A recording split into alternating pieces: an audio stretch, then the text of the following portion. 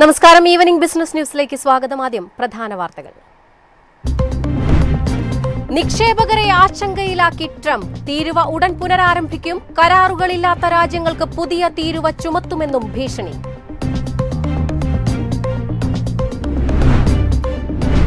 അടിസ്ഥാന സൗകര്യ മേഖലയ്ക്കുള്ള വായ്പാ നടപടികൾ ലഘൂകരിക്കാൻ റിസർവ് ബാങ്ക്. വായ്പാ മാനദണ്ഡങ്ങൾ ലളിതമാക്കുന്നത് വളർച്ചയെ തുണയ്ക്കുമെന്ന് മൂഡീസ്.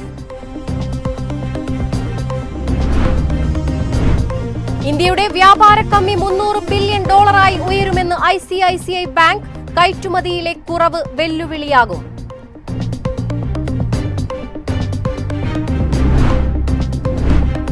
GST വരുമാനത്തിൽ റെക്കോർഡ് നേട്ടവുമായി ഇന്ത്യ. 5 വർഷത്തിനിടയിൽ വരുമാനം ഇരട്ടിയായി. കഴിഞ്ഞ സാമ്പത്തിക വർഷത്തിലെ മൊത്ത GST വരുമാനം 22.08 ലക്ഷം കോടി രൂപ.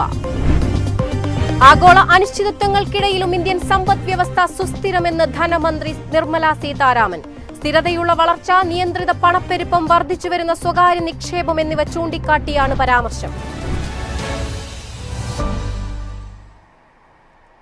വിശദമായ വാർത്തകൾ നോക്കാം. ഇന്ത്യൻ ഓഹരി വിപണി ഇന്ന് ഇടിവിൽ വ്യാപാരം അവസാനിപ്പിച്ചു. സെൻസെക്സ് 452.44 പോയിന്റ് അഥവാ 0.54% ഇടിഞ്ഞ് 83,606.46 നിഫ്റ്റി 120.75 പോയിന്റ് അഥവാ 0.47% ഇടിഞ്ഞ് 25,517.05 ക്ലോസ് ചെയ്തു. സെൻസെക്സ് ഓഹരികളിൽ Axis Bank, Kotak Mahindra Bank, Maruti, UltraTech Cement, Bajaj Finance, ICICI Bank, Reliance Industries, Tata Steel, Bharti Airtel, HDFC Bank എന്നിവ ഇടിവ് രേഖപ്പെടുത്തി. അതേസമയം State Bank of India, Bharat Electronics, Titan, Bajaj Finserv എന്നിവ നേട്ടമുണ്ടാക്കി. സെക്ടർ സൂചികകളിൽ PSU ബാങ്ക് സൂചിക 2.6% ഉയർന്നു. ഫാർമ സൂചിക 0.5% ഉയർന്നു. നിഫ്റ്റി, IT, മീഡിയ എന്നിവ 0.4% നേട്ടമുണ്ടാക്കി. BSE മിഡ് ക്യാപ് സൂചിക 0.67%, സ്മോൾ ക്യാപ് സൂചിക 0.81% താഴ്ന്നു. നിക്ഷേപകരെ ആശങ്കയിലാക്കി ട്രംപ്. തീരുവ ഉടൻ പുനരാരംഭിക്കും. കരാറുകളില്ലാത്ത രാജ്യങ്ങൾക്ക് പുതിയ തീരുവ ചുമത്തുമെന്നും ട്രംപിന്റെ ഭീഷണി. പകരച്ചുങ്കത്തിന് അമേരിക്ക ഏർപ്പെടുത്തിയ താൽക്കാലിക ഇളവ് ജൂലൈ 9 അവസാനിക്കുകയാണ്. അമേരിക്കയുമായി വ്യാപാര കരാറിലെത്താൻ രാജ്യങ്ങൾ പരിശ്രമിക്കുന്നുണ്ട്. എന്നാൽ നിർണായക വിഷയങ്ങളിൽ തർക്കം നിലനിൽക്കുന്നതിനാൽ കരാറിൽ എത്താൻ രാജ്യങ്ങൾക്ക് സാധിച്ചിട്ടില്ല. ഇളവ് തുടർന്നും കിട്ടാൻ പോകുന്ന രാജ്യങ്ങളെക്കുറിച്ച് വൈറ്റ് ഹൌസ് സൂചനയൊന്നും പുറത്തുവിടുന്നുമില്ല. ഇതോടെയാണ് ആഗോള നിക്ഷേപകർ സമ്മർദ്ദത്തിലായത്. നിലവിൽ ധാരണയിലെത്താത്ത രാജ്യങ്ങൾക്കായിരിക്കും ട്രംപ് ഇനി അധിക തീരുവ പ്രഖ്യാപിക്കുക. അവ അമേരിക്കയുടെ ചെറിയ വ്യാപാര പങ്കാളികളായിരിക്കുമെന്നാണ് ട്രഷറി സെക്രട്ടറി സ്കോട്ട് ബെസന്റ് വ്യക്തമാക്കിയത്. ഇറക്കുമതിയെ ആശ്രയിക്കുന്ന കമ്പനികൾക്ക്, പ്രത്യേകിച്ച് നിർമ്മാതാക്കൾക്കും സാങ്കേതിക സ്ഥാപനങ്ങൾക്കും താരിഫുകൾ ചെലവ് വർദ്ധിപ്പിക്കും. ഉയർന്ന താരിഫുകൾ കാരണം ഓട്ടോമോട്ടീവ്, സാങ്കേതികവിദ്യ, ഉപഭോക്തൃ വസ്തുക്കൾ തുടങ്ങിയ മേഖലകളിൽ നേരിട്ട് തന്നെ ആഘാതമുണ്ടാവുമെന്നാണ് വിലയിരുത്തൽ. അതേസമയം കരാറുകൾക്കായി വൈറ്റ് ഹൌസ് ചില ചട്ടക്കൂടുകൾ വരും ദിവസങ്ങളിൽ പ്രഖ്യാപിക്കുമെന്നാണ് കരുതുന്നതെന്ന് Duke University professor Tim Meyer പറയുന്നു. News desk MyFin TV. അടിസ്ഥാന സൗകര്യ മേഖലയ്ക്കുള്ള വായ്പാ നടപടികൾ ലഘൂകരിക്കാൻ റിസർവ് ബാങ്ക്. വായ്പാ മാനദണ്ഡങ്ങൾ ലളിതമാക്കുന്നത് വളർച്ചയെ തുണയ്ക്കുമെന്ന് മൂഡീസ്. നിർമ്മാണത്തിലിരിക്കുന്ന അടിസ്ഥാന സൗകര്യ പദ്ധതികൾക്കുള്ള വായ്പകൾക്കുള്ള ചട്ടങ്ങളിൽ ഈ ഒക്ടോബറോടെ മാറ്റം വരും. ഈ നീക്കം അടിസ്ഥാന സൗകര്യ മേഖലയിലെ വായ്പാ വളർച്ചയ്ക്ക് തുണയേകും. മേഖലയിലേക്ക് പണമൊഴുക്കുണ്ടാകുമെന്നും മൂഡീസ് പ്രതീക്ഷിക്കുന്നു. നേരത്തെ റിസർവ് ബാങ്ക് കൊണ്ടുവന്ന കർശനമായ മാനദണ്ഡങ്ങൾ വായ്പാ വളർച്ച 0.8% ചുരുങ്ങുന്നതിന് കാരണമായിരുന്നു. ഇത് പദ്ധതികളിലെ കാലതാമസത്തിനും വഴിവെച്ചു. NBFC മേഖലയിൽ 13.2% വായ്പാ വളർച്ച രേഖപ്പെടുത്തിയപ്പോൾ ബാങ്കിതര ഇൻഫ്രാസ്ട്രക്ചർ ഫിനാൻഷ്യന്മാരുടെ വായ്പാ വളർച്ച മന്ദഗതിയിലായി. അതായത് 6.9%-ആയാണ് കുറഞ്ഞതെന്നും മൂഡീസ് വ്യക്തമാക്കി. റിസർവ് ബാങ്കിന്റെ പുതിയ നീക്കം ഇൻഫ്രാസ്ട്രക്ചർ മേഖലയിലെ ഓഹരികൾക്കും അനുകൂലമാണ്. റോഡുകൾ, വൈദ്യുതി, മറ്റ് അടിസ്ഥാന സൗകര്യ പദ്ധതികളിൽ ഏർപ്പെട്ടിരിക്കുന്ന കമ്പനികൾക്ക് മൂലധനം വേഗത്തിൽ ലഭ്യമാവുമെന്നും മൂഡീസിന്റെ റിപ്പോർട്ട് സൂചിപ്പിക്കുന്നു. News desk MyFin TV. ഇന്ത്യയുടെ വ്യാപാര കമ്മി $300 ബില്യൺ ഉയരുമെന്ന് ICICI ബാങ്ക്. കയറ്റുമതിയിലെ കുറവ് വെല്ലുവിളിയാകും. ആഗോള മേഖലയിലെ അനിശ്ചിതത്വങ്ങൾക്കിടയിലും രാജ്യത്തെ കയറ്റുമതി മേഖല ശക്തമായി പിടിച്ചു നിൽക്കുന്നുവെന്നായിരുന്നു നേരത്തെ വന്ന റിപ്പോർട്ട്. എന്നാൽ ആഗോള വെല്ലുവിളികൾ വ്യാപാര കമ്മിയെ ബാധിക്കുമെന്നാണ് ICICI റിപ്പോർട്ട് പറയുന്നത്. എണ്ണവിലയിലെ കുറവ് വ്യാപാര കമ്മിയിൽ വലിയ മാറ്റം വരുത്തില്ല. വ്യാപാര കമ്മി GDP-യുടെ 0.7% തുടരുമെന്നാണ് റിപ്പോർട്ട് പറയുന്നത്. ആഭ്യന്തര വളർച്ച പോസിറ്റീവായി നിൽക്കുന്നതിനാൽ നിർമ്മാണ മേഖലയടക്കം മുന്നേറ്റ പാതയിലാണ്. ഇത് രാജ്യത്തേക്കുള്ള ഇറക്കുമതി ഉയർത്തും. സ്വാഭാവികമായും വ്യാപാര കമ്മി ഉയരുന്നതിലേക്കാണ് ഇത് നയിക്കുക.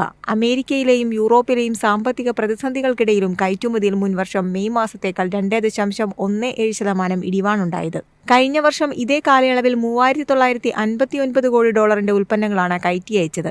ഇതോടൊപ്പം ഇന്ത്യയിലേക്കുള്ള ഉൽപ്പന്ന ഇറക്കുമതി 1.7% കുറഞ്ഞ് $6,061 കോടി. കഴിഞ്ഞ വർഷം മെയ്യിൽ ഇറക്കുമതി $6,168 കോടി ആയിരുന്നുവെന്നും റിപ്പോർട്ട് വ്യക്തമാക്കുന്നു. News desk MyFin TV. GST വരുമാനത്തിൽ റെക്കോർഡ് നേട്ടവുമായി ഇന്ത്യ. 5 വർഷത്തിനിടയിൽ വരുമാനം ഇരട്ടിയായി. 2025 സാമ്പത്തിക വർഷത്തിലെ മൊത്ത GST വരുമാനം 22.08 ലക്ഷം കോടി രൂപയെന്ന് സർക്കാർ. മൊത്ത GST വരുമാനത്തിൽ വാർഷികാടിസ്ഥാനത്തിൽ 9.4% വളർച്ചയാണ് രേഖപ്പെടുത്തിയിരിക്കുന്നത്. 2017 ജൂലൈയിൽ പരോക്ഷ നികുതി സംവിധാനം നടപ്പിലാക്കിയതിനു ശേഷം ഇതുവരെയുള്ള ഏറ്റവും ഉയർന്ന വാർഷിക GST വരുമാനമാണിത്. 2024 സാമ്പത്തിക വർഷത്തിൽ പിരിച്ചെടുത്തത് 20.18 ലക്ഷം കോടിയാണ്. 2025 സാമ്പത്തിക വർഷത്തിൽ ശരാശരി പ്രതിമാസ GST വരുമാനം 1.84 ലക്ഷം കോടിയായിരുന്നു. 2024 സാമ്പത്തിക വർഷത്തിൽ 1.68 ലക്ഷം കോടിയും 2022 സാമ്പത്തിക വർഷത്തിൽ 1.51 ലക്ഷം കോടിയുമായിരുന്നു. 2017 GST ആരംഭിച്ചതിന് ശേഷം സ്ഥിരമായ വളർച്ച കൈവരിച്ചു. രജിസ്റ്റർ ചെയ്ത നികുതിദായകരുടെ എണ്ണം 1.51 കോടിയിലധികമായെന്നും സർക്കാർ ഡാറ്റകൾ വ്യക്തമാക്കി. 2022 സാമ്പത്തിക വർഷത്തിൽ ശരാശരി പ്രതിമാസ വരുമാനം വെറും 95,000 കോടി മാത്രമായിരുന്നു. GST ആരംഭിച്ചതിന് ശേഷം രജിസ്റ്റർ ചെയ്ത നികുതിദായകരുടെ എണ്ണം 2017 65 ലക്ഷത്തിൽ നിന്ന് 2025 1.51 കോടിയിലധികമായി ഉയർന്നതായും ഡാറ്റ വ്യക്തമാക്കുന്നു. News desk MyFin TV. ആഗോള അനിശ്ചിതത്വങ്ങൾക്കിടയിലും ഇന്ത്യൻ സമ്പദ് വ്യവസ്ഥ സുസ്ഥിരമെന്ന് ധനമന്ത്രി നിർമ്മല സീതാരാമൻ. സ്ഥിരതയുള്ള വളർച്ച, നിയന്ത്രിത പണപ്പെരുപ്പം, വർദ്ധിച്ചുവരുന്ന സ്വകാര്യ നിക്ഷേപം എന്നിവ ചൂണ്ടിക്കാട്ടിയാണ് പരാമർശം. ആഗോളതലത്തിൽ അനിശ്ചിതങ്ങൾ വർദ്ധിക്കുമ്പോഴും ഇന്ത്യയുടെ സമ്പദ്വ്യവസ്ഥ സ്ഥിരത കാണിക്കുന്നു. 1 ദശാബ്ദത്തിലേറെയായി സുസ്ഥിരമായ നയപരിഷ്കാരങ്ങളാണ് രാജ്യം പിന്തുടരുന്നത്. ഇതാണ് ഈ സന്തുലിതാവസ്ഥയ്ക്ക് കാരണമെന്നും അവർ പറഞ്ഞു. രാജ്യത്തെ കമ്പനികൾ വീണ്ടും നിക്ഷേപം നടത്താൻ തുടങ്ങിയിരിക്കുന്നു. വായ്പകൾക്കായി ബാങ്കുകളെ അവർ സമീപിക്കുന്നുണ്ട്. ഇ-വേ ബിൽ ജനറേഷൻ പർച്ചേസിംഗ് മാനേജേഴ്സ് ഇൻഡെക്സിലെ സ്ഥിരമായ പ്രകടനം ഇതിന്റെ സൂചനയാണ്. ആഭ്യന്തര സാഹചര്യങ്ങൾ അനുകൂലമായി തുടരുമ്പോൾ ആഗോള ഡിമാൻഡിലെ കുറവ് വെല്ലുവിളിയായി തുടരാമെന്നും ധനമന്ത്രി നിർമ്മല സീതാരാമൻ വ്യക്തമാക്കി. രാജ്യത്തെ കയറ്റുമതിക്കാരെ ശാക്തീകരിക്കാനും കയറ്റുമതി അധിഷ്ഠിത വളർച്ച പ്രോത്സാഹിപ്പിക്കാനും സർക്കാർ സ്വീകരിച്ച പ്രധാന നടപടികളും ധനമന്ത്രി വിശദീകരിച്ചു. ഗതാഗതത്തിലും ചരക്ക് നീക്കത്തിലും ഗണ്യമായ നിക്ഷേപമുണ്ടായതായും ഇത് വിതരണ ശൃംഖലയുടെ കാര്യക്ഷമതയും ആഗോള മത്സരക്ഷമതയും മെച്ചപ്പെടുത്തുന്നുവെന്നും നിർമ്മല സീതാരാമൻ പറഞ്ഞു. News desk MyFin TV. ഇന്നത്തെ സ്വർണം വെള്ളി നിരക്കുകൾ.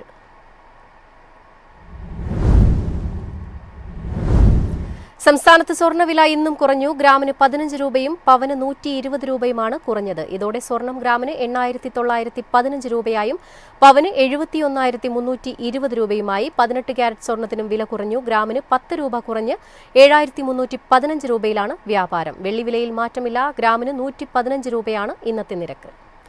കേരള വാർത്തകൾ നോക്കാം. KSRTCയുടെ പുതിയ ബസ്സുകൾ നിരത്തിലിറങ്ങുന്നു. 6 വർഷത്തെ ഇടവേളയ്ക്ക് ശേഷമാണ് KSRTCക്ക് പുതിയ ബസ്സുകൾ എത്തുന്നത്. ആകെ 143 ബസ്സുകളാണ് കോർപ്പറേഷൻ വാങ്ങുക. വാർത്തയുടെ വിശദാംശങ്ങളുമായി അമലാണ് തിരുവനന്തപുരത്ത് നിന്ന് ചേരുന്നത്. അമൽ, എത്ര കോടി രൂപയാണ് ഈ ബസ്സുകൾ വാങ്ങാനായുള്ള മുടക്കുമുതൽ? എന്നാണ് ബസ്സുകൾ നിരത്തിലിറങ്ങുക?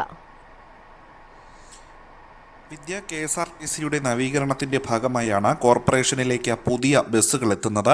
നാളിതുവരെ കണ്ട KSRTC ബസ്സുകളുടെ ഡിസൈനിൽ നിന്ന് തീർത്തും വേറിട്ട ബോഡി ശൈലിയിലാണ് പുതിയ ബസ്സുകൾ ഒരുക്കിയിട്ടുള്ളത്. 2018 100 ഡീസൽ ബസ്സുകൾ വാങ്ങിയ ശേഷം ഇതാദ്യമായാണ് KSRTC പുതിയ ബസ്സുകൾ നിരത്തിലിറക്കുക.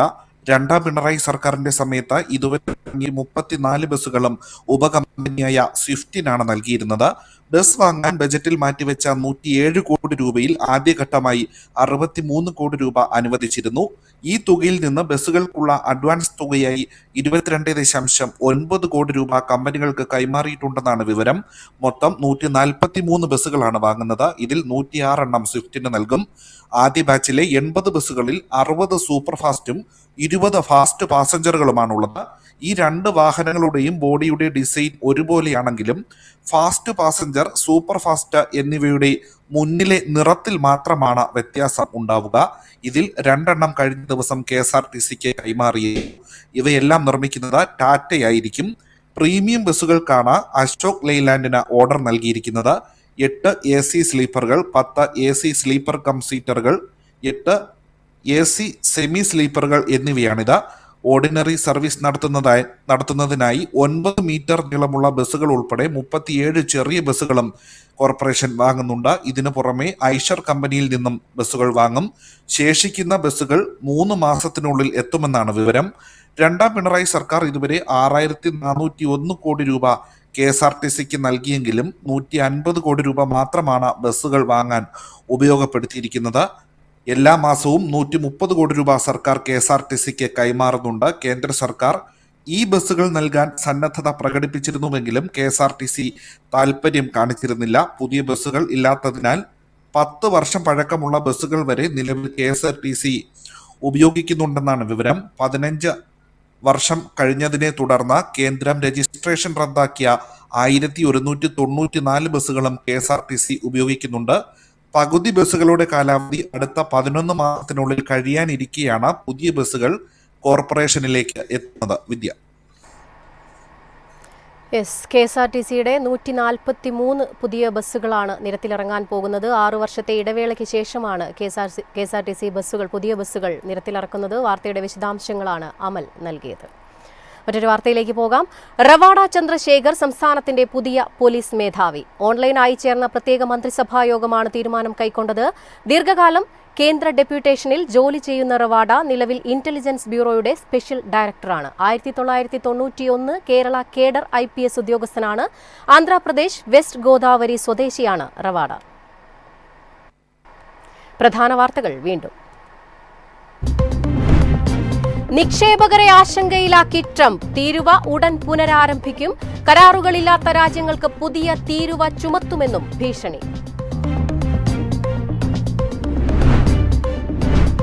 അടിസ്ഥാന സൗകര്യ മേഖലയ്ക്കുള്ള വായ്പാ നടപടികൾ ലഘൂകരിക്കാൻ റിസർവ് ബാങ്ക്. വായ്പാ മാനദണ്ഡങ്ങൾ ലളിതമാക്കുമെന്ന് വളർച്ചയെ തുണയ്ക്കുമെന്നും മൂഡീസ്.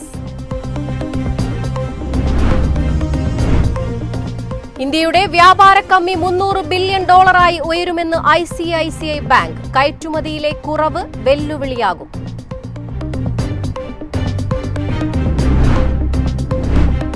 GST വരുമാനത്തിൽ റെക്കോർഡ് നേട്ടവുമായി ഇന്ത്യ. 5 വർഷത്തിനിടയിൽ വരുമാനം ഇരട്ടിയായി. കഴിഞ്ഞ സാമ്പത്തിക വർഷത്തിലെ മൊത്ത GST വരുമാനം 22.08 ലക്ഷം കോടി രൂപ.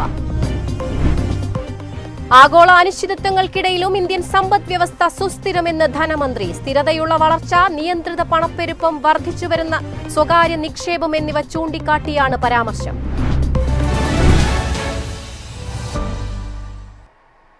ഇതോടെ ഈവനിംഗ് ബിസിനസ് ന്യൂസ് സമാപിക്കുന്നു. നമസ്കാരം.